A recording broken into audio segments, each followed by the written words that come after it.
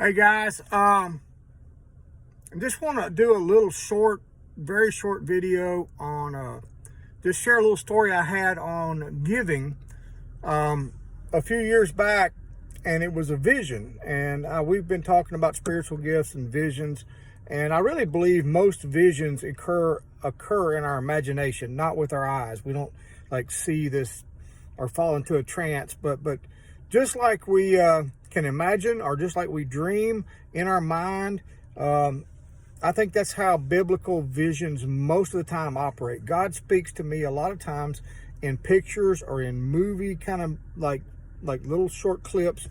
And this was one of those things. And I just talked to a brother, and he's doing some work overseas, and I said, yeah, I'll be glad to help, because the root of part of my giving is believing that what I'm doing is going to affect eternity. And so this was, I don't know, 6, 7, 8 years back. I was sitting with Ron Gray, and we were just talking. In the middle of our conversation, I saw this vision. And I'll describe it to you, but I will say it was probably more like in my imagination than with my eyes. And it probably didn't last more than a minute, minute and a half, 2 minutes at the most. I don't even think Ron noticed I was seeing it, but it was like, bam, and it was just right there.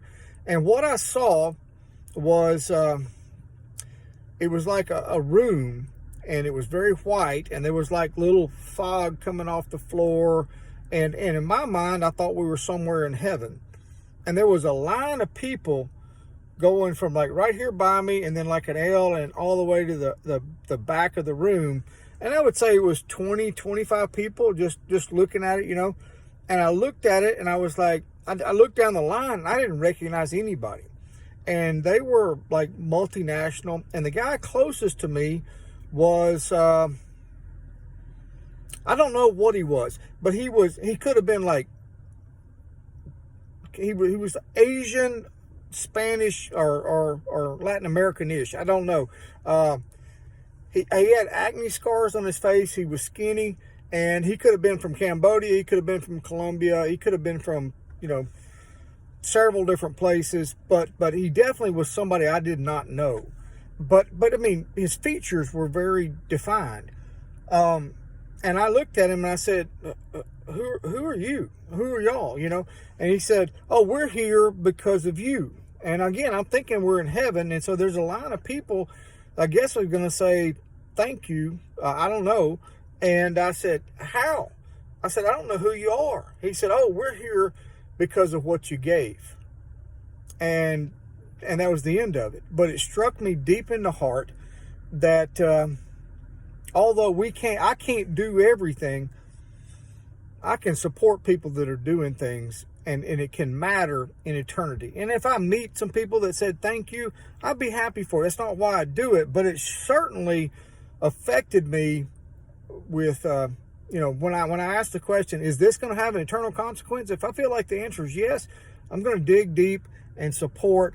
And this is not a deep dig, but it did spark that. I just shared this story, and I want to share it with you because it could be small. I know, as Jim just posted, it's not the amount of the giving, it's the amount of sacrifice. So I mean, if you can only give $5, $10, and that's reference to your amount, then you get the credit of the widow's mite. But if you give 10,000 and that's your reference, you get the credit. If I give $5, I probably don't get much credit. So